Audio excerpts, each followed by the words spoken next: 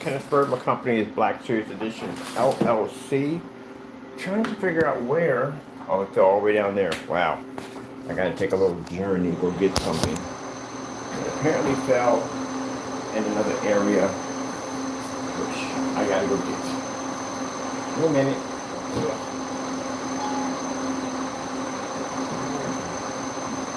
It's all the way down there. All the woods are fall. That was already fall. Why is it always like that? There's something needy. That'd be the one thing that would fall in a really weird area. All right. If you're checking out the screen,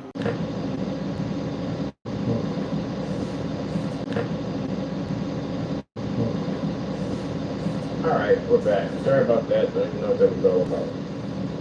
Yeah. So basically, getting back to what screen paint that is basically new. That is our FOE Infinity One Black colored Quasar. So it's a new form of black technology that basically it's colored, but it's not. It's kind of like to try to explain to you. It's like having the ability to be able to alter black. That's pretty much what it is. We can alter black itself. It's still black, but it's just a different version of black. So it's kind of hard to kind of explain it. So we came up with this. The best way to say it is basically it's kind of a black color technology, as we call it. All right, so that's being shown over there. I've done a couple of YouTube videos and people are asking what's the screen going on in the back. So that's what new technology is working on. I'm going to get back to that, but a bit at a time. We're working on this project, we're working on this project, we're working on that project, there's that project over there, and yeah, a whole lot of other projects we're working on. Right now, I'm finishing up the refrigeration unit for the bottom area. So we're going to go with these panels instead because the panels is better. I was thinking about just coating them white, but that's not going to give off that reflective kind of refrigeration look for the bottom. So that tape that we use and the plexiglass, perfect. So what we're going to do is we're going to put a nice frosty ice coat on this. Gives it kind of a little frost look to it using some clear caulking. And I'm finishing up one right there. I'm not worried about that screen because again, like I said, we have a gallon of the invisible technology, and I do want to paint a much larger surface because that is AdTech, and I want to be able to show AdTech off this month. Couldn't do it last month because there's so much stuff that was popping up, and then we're developing stuff as we go along. Where's the box at? It's right here. Okay, cool. So you can see I kind of organized the desk much better, so we have a lot more room, which I need, and we put this over here where it needs to be at, and then we have the other gaming PC over there. And underneath my desk is just a ton of bunch of parts.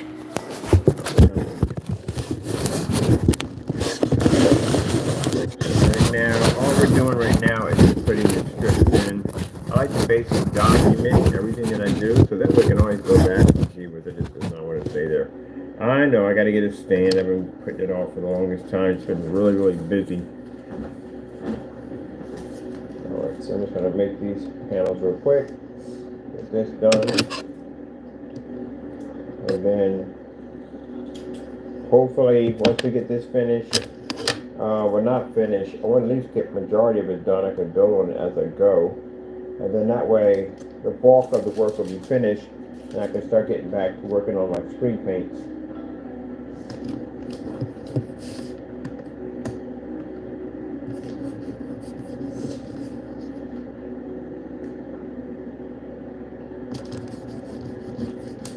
So we got another PC to build. This one I definitely need for the flex. We definitely need it for the flex. This one, there's nowhere to put the screen at. There's literally no place to put it at. I mean, I was planning basically from the door. This is my work PC, so it wasn't basically for any type of advertisement. It was just basically for my work PC, get it out of the case because again the parts were overheating in that little cramped spot. My allergies are basically kicking my butt right now, and so I'm gonna get me a whole nother PC, and we're gonna basically install the screens in there and do it that way. Man, yeah, allergy, man. Allergy for the last couple of days. I haven't had it bad at all, period. Some people had it worse. But mine just must have just hit late the day, hit the day, because man, my head is freaking packed. But anyway, work is work, must be done. So nothing stops the progress. So yeah, everything's coming along quite nicely.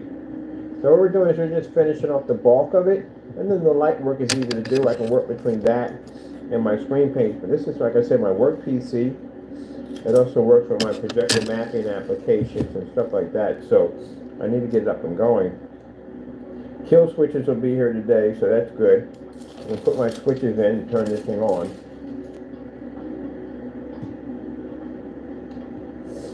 And right now, just gonna finish some of the mod work, and still ordering fans and everything else I need to get this thing looking more like a freezer box.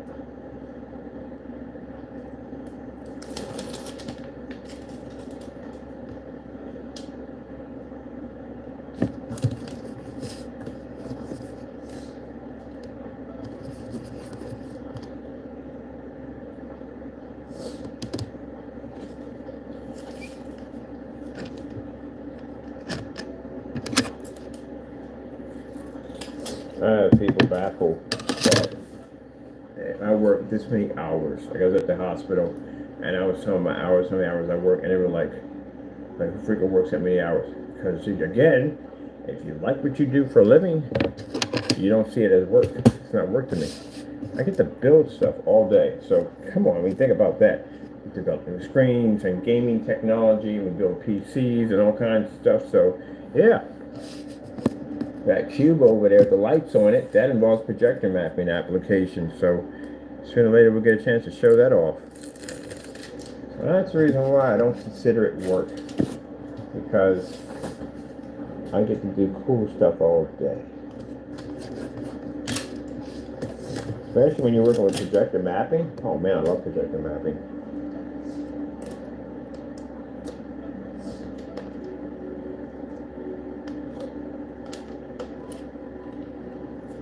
This will give it that shiny look to it, like you see on the side of those industrial refrigerators. This will give it a nice reflection off of the neon lights we'll put in there. So I got a nice set of 120 millimeters white fans, which are going to be nice with white and white glow to it. To make that whole inside of the glow real quite nice, to give a nice reflective look to it, like a fridge.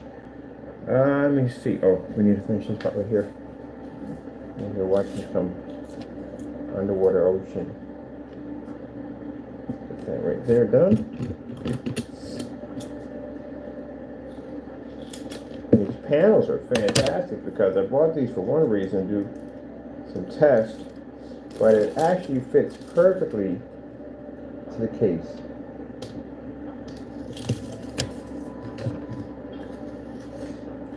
Go.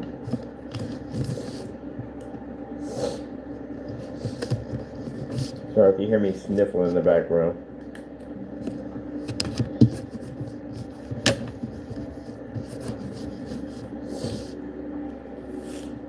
I had someone tell me, can't you just put it inside of a case and be done? How dare you insult my intelligence that way?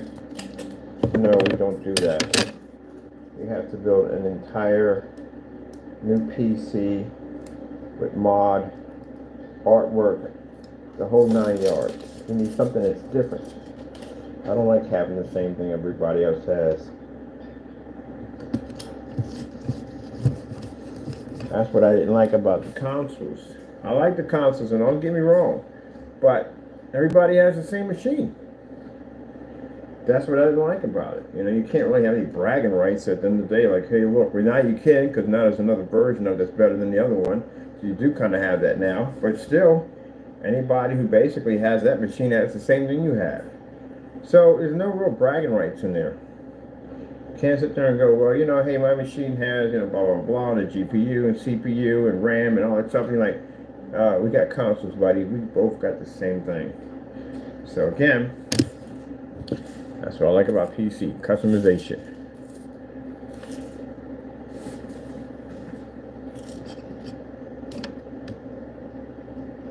Now, if you buy a PC, then guess what that means? That means that you could, the odds of you bumping into somebody with the same PC you bought, it's going to be extremely rare, because, it's going to be very rare. That you're going to bump into somebody with the same machine. Even if it's Alienware. There's so many different versions of Alienware, it's not even funny. So the fact that they have the same make and model you have, it's kind of extremely rare. So even that's not going to happen. Even if you buy it, you're not going to bump into somebody that has the same machine. So everybody has the same thing. And that's why people who love to build PCs will sit there and they like to talk about what's under the hood, what kind of cases they're using, customization cases, all that stuff. Curious what parts you have over the parts I have, like a comparison. So it's kind of cool. There's no bragging going on, basically. It's just basically just talk. Look at that Goliath. That's huge. The Goliathan. They gave it the name of Goliathan. It's got to be huge. Now we get this all the time. What projector I'm using? Same as before. Old projectors. We like to use. I like to use expensive machines. It's not my thing.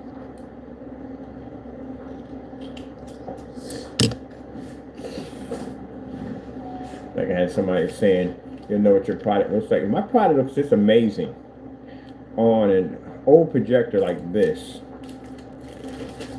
I don't think an expensive projector is going to be a problem. And I've seen expensive projectors in poorly lit environments, on white screens, on gray screens, uncertified, not doing what we do at the end of the day. And we're using our old machines over here. But just so you know that I have a ton more customers, and the reason why, if you date back all the way from Digital One to now and think how many customers I've actually been through, it's a lot. So with that being said, I've had my technology on just about everything you can think of. I think what it is, the confusion is you're thinking of now. No, you go back to my archives when I first started, between the customer timeline I had there and now. Yeah, I've been on just about everything you think of. So my stuff has been on projectors that they have not been on. You've been on Barcos, Roncos, Chrissy's, any of those? No, you haven't been on any of those, have you? No. No, you haven't.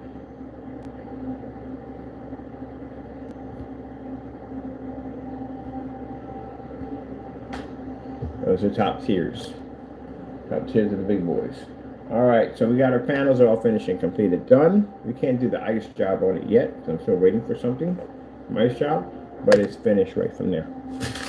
Next up here. And that's why I said, you got to be careful about things you say out of your mouth. I think they look at me as I'm a noob and I just started. You really need to do research on who I am and what I do. That's what you need to do. And for the fellow who made this statement about saying that, well, you got to put, your sister has an Epson LS800. Yeah, she does have one. You need to take that projector and put it on your screen so you can see what a professional looks like. Buddy, I have been here before you ever existed on YouTube. Before you even had a YouTube account, I was here. My stuff has been on commercial. It has been in contract. It has been on just about everything you can think of. I have developed screen paints all the way from multiple different versions of gray, different versions of gunmetal, charcoal gray, you name it. I even designed a paint that even glowed in the dark. So I built just about everything you could possibly think of. Do you have any idea how many countries my screen lays in? Pretty much, I've covered just about every place, even Madagascar. So my stuff has been through here and over there and all around. So yeah, I've been around. And when he made that statement, I found it kind of funny because I had a customer in 9 months. Or he did it already. That's why I suggested her to buy the Epson L800, because I saw what it looked like on his technology on the screen he painted in, and it looks amazing. That's why she bought it. Because I had a customer already had it. That's why she purchased it. So I don't need to go anything and get that done. What you need to do at the end of the day, that's what your product looks like on a Ronco. A barcode. Probably don't even know what they are. It's a high performance projector. That projector costs a ton of money, especially venue version. You're talking about maybe about $150,000. Like my digital crystal screen paint was on high-tech projectors. You think the people overseas were using 720p's like me? Heck no. We're using high-performance projectors with my stuff.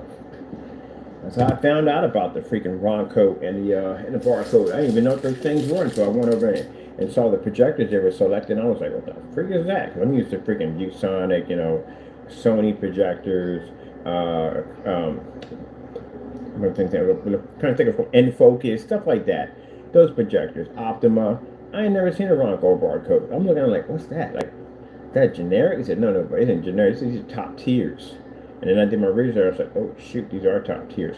Like Christie's. I didn't know anything about Christie's when I first started off. There was a customer who had a Christie projector, and he was telling me how he took this projector down to a shop. Not a legit shop, like a shop, to get it fixed. And they stole his projector. And I'm like, who the freak steals an entire projector? Like, who closed down a business to steal a projector? Like, how much was this thing actually worth? And then found out what these things will worth. They're worth a lot of money. So they might not have been used to seeing what they are. The lens alone on some of those projectors can be anywhere between $15,000 to $30,000 a lens, and it depends on what type of lens you have. Standard lens would cost you about 15 to 30 grand, but you're talking about ultra short throw, you're talking about $50,000 lens sitting on top of that thing, and it depends on how new it is on top of that.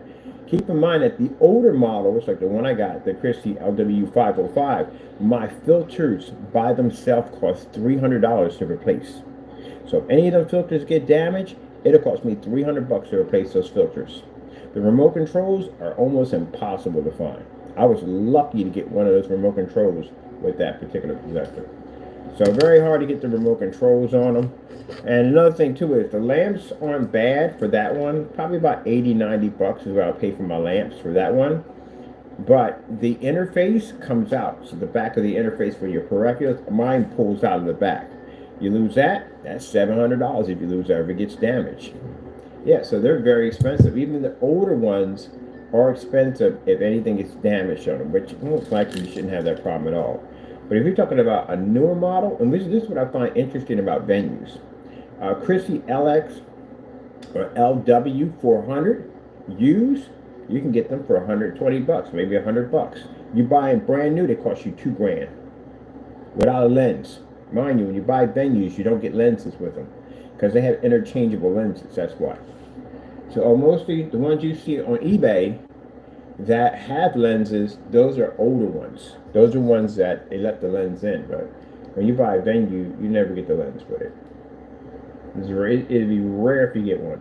And a short throw lens, even rarer to get a short throw lens. I got one with a short throw lens, one of them. In the timeline I've had projectors. That's how hard they are to get. So, yeah, it can be a bit interesting and very expensive. But if you're talking about newer ones, the Christies and barcodes, even the old barcodes are so expensive, it's not even funny how costly those things are. I saw a barcode projector for $250. Now, this is why I tell you, before you buy a projector on eBay for your business, you're going to get a venue projector, all right? Make sure you check two things. The lamp and the lens are the two things you need to check. If it's missing the lens and you think at the end of the day it's going to be cheap, it could cost you more money than the projector is actually worth. And chances are whoever's selling the projector removed it to sell it separately because they can get more money for the lens than they can get for the actual projector. So that's why, so when you look at projectors, you got to look for those 4 screws. You see them 4 screws? That means the lens was pulled. And sometimes they'll turn it on to give you the illusion as if the lens is there, but it's not there. That's why you got to put on 4 screws. I found out you learn a lot of stuff, man. A lot of stuff when you do it. You buy a lot of venues. That's why I said people that tell you that they know about commercial venues, they don't know jack because they don't have enough venues to be able to experience of what it's like to go through, buy maintenance, and basically buy venue projectors. You got 2 types of projectors. That one are called commercials, and the other ones are just regular venues. The commercial projectors are different. They suck in a ton of freaking electricity. And you cannot plug these things in a regular outlet because you will burn out your box easily. I had this Christie projector that came through there, and I went to go plug it in, and all the lights dimmed and came back on. I was like, oh shoot, this is commercial. The guy didn't know that it was a commercial projector. That's why I went out and invested the money into the EcoFlow, because I had to run it off a battery station for the time being until I basically had an electrician to come in and put in a much more high voltage outlet with a separate box. Because if it kicked the box, I didn't want it to kick the box for the whole house. I just wanted to have its own dedicated box connected to it. So that costs money. That projector literally will cost you money. But yeah, so anyway, getting back to the Christie for $250. I was just about to pull the trigger and buy it. Sorry, barcode. And for some reason, something told me to go check and see how much the lamp was going to cost me, because the lamp hours were really low on it, and the lens was missing. So I'm thinking it can't be that worse. I mean, I'm thinking roughly maybe about $1,000 or so is what the lens is going to cost me. No. That lens was $10,000. A standard lens for that projector, and it's an old projector, mind you. It's 720p XGA. They wanted almost 10 grand for the lens alone by itself. And that's not the scary part. And that is scary. But the lamp was $1,500. And that was the cheapest place I could find it, because everybody else wanted a lot more for it. So that's why I said, when you're buying a venue projector, make sure you check the lamp, make sure you check the lens. That AI nonsense, man, that AI nonsense is good in some ways, but it's trash when it comes to selling stuff, because you don't even know what you're buying. How are you going to buy something used and it's AI? It's a picture of AI. You can't see none of the scratches, blemishes, or nothing on it that you have to see it. Heck, the whole entire chassis could be cracked. And projectors' chassis are pretty sturdy, so if you got a projector's chassis that's cracked, that means you got significant damage on the inside that you don't know what's about to happen. Lenses can be cracked. They can be scratched. You get a scratch lens, that means when the projector hits, everything that comes up is going to have that scratch right across it. Much like when you get an OLED and you have it on overnight and you burn something into it, you'll be seeing the same image over and over again. Yeah. I can't believe the guy actually said, well, that's true, Mr. Bird. That's actually true. Wow. Oh, excuse me. My apologies. I have burped. It's a human. No, it's a human part of the body, but once I said excuse me. But yeah, that's freaking crazy. Absolutely crazy. But anyway, yeah. That's why you got to basically, we got information on our site. I'm actually going to put some information on basically how to navigate eBay and find good projectors, because we buy a lot of projectors from eBay. I've actually got, for stores and companies, I bought projectors for them and had them bought stuff from eBay, and all this stuff works. So you have to know what you're doing. Everybody wants to buy a used projector. I buy used projectors all the time. It's rare that you see me buy a brand new projector. All my projectors are used, and they work perfectly fine in all our demonstrations, on-site, off-site, no problem whatsoever. But you gotta know how to navigate it. If you don't, end up getting duds.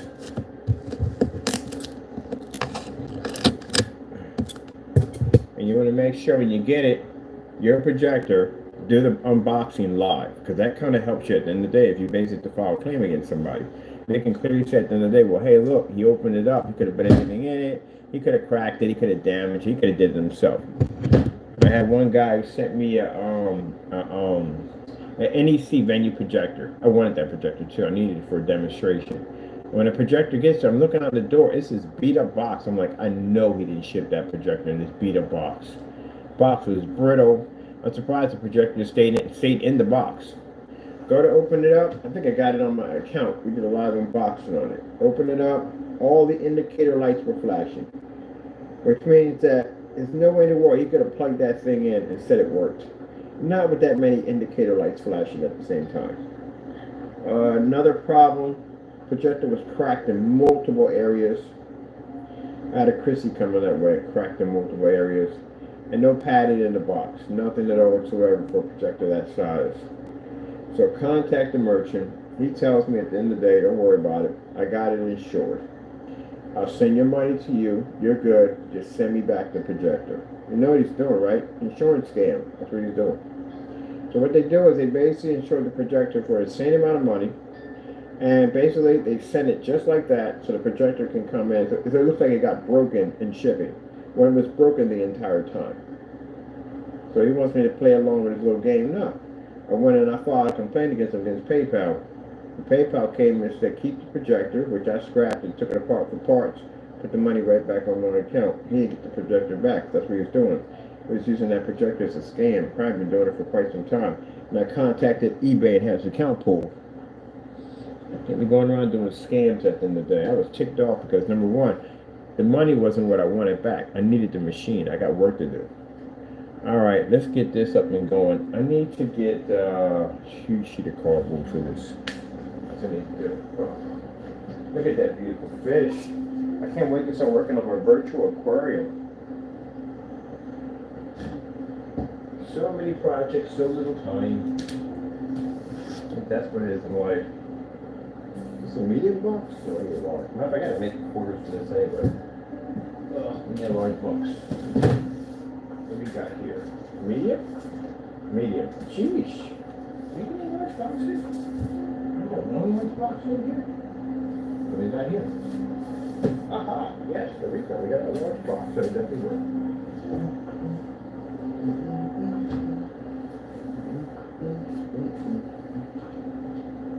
So yeah.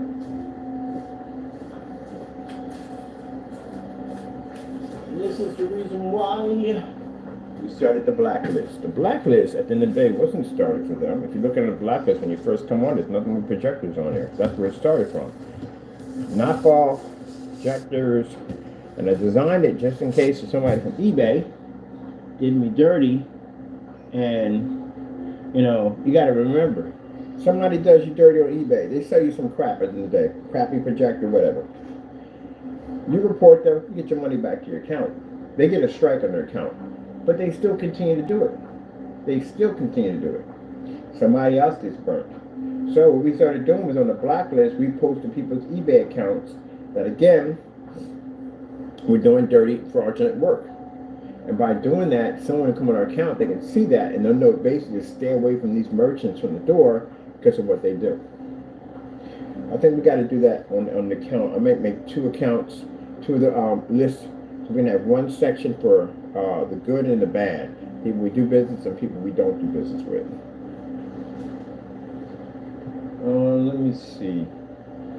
All right, I need more. Whatchamacallit? Where's my art stuff at? Nothing. Do we have anything here? It's in the box? Ugh. The second time I come over, I had to put that someplace. I'm trying to figure out what the heck that sound was. A whale going off in the background. Like, what the freak? Taco, is that you? Are you making whale noises over there? Probably is. In fact, they're making whale noises. Taco thinks he's a whale. He thinks he's a whale. Taco Denary, you think you're a whale? I can make whale noises. The whale cat. Alright, I know we bought some. I just bought some. I know I did. I purchased some. What did I do with it? That's the big question right there. What did we do with it? I think it might be in here. Let's check in here. Alright, yeah, we got it here. We put it in there instead. Section there. Can't wait to get back to working on this paint. You know, it's crazy when you have multiple projects at the end of the day, man. It's crazy. So I can't wait to get back on that. Bam! This is what we need right here. This is the magic right here. Boom, boom, boom. Caulking. Do I need a caulking gun for this thing? I think I need a caulking gun for this. Alright. Oh yeah, I remember. Because when I bought this, they didn't have the caulking gun. And then when I come back, they had the caulking gun, but they don't have this. We're gonna need another one of these too. So probably gonna take a road trip and go pick it up. So I can't attach this without that particular part. So what I'm gonna do is, I gotta order more tape anyway. I'm going to basically come back in on, and then we should have the. Why did I just put it that quick? I just already had it that fast. Oh, we're going to need the caulking gun for this right here. So I have one. It's actually in storage unit, but I don't know if I'm going all the way over to get it. So just buy me another one. So we're gonna need another caulking gun for this, and we're going to need And more of that tape right there. Definitely need more of that. This thing should be on today. Kill switch is coming today, so that's fantastic. And turn it on. So, other than that, get my mess behind here. Everything went quite nicely. So we got a nice liquid cooling system right here. I do like this liquid cooling assembly much better than that one. That one over there was a bit of a pain in the neck to put in. This one was much easier because it had the 4 screws that you put in, the lock it in place, a lock system, whatever. This one had 2 on this one right here. This one also lights up too. All that lights up right there. So that's going to be pretty cool. And we got power supply over there, which I'm about to do. I'm going to do a silver modification for the power supply, but we ran out of silver. We got hard drive over there, right? So I got a cooling system for the hard drive, and that's pretty much it. And you got your video card, and you got your RAM right here. So it's pretty easy to put together.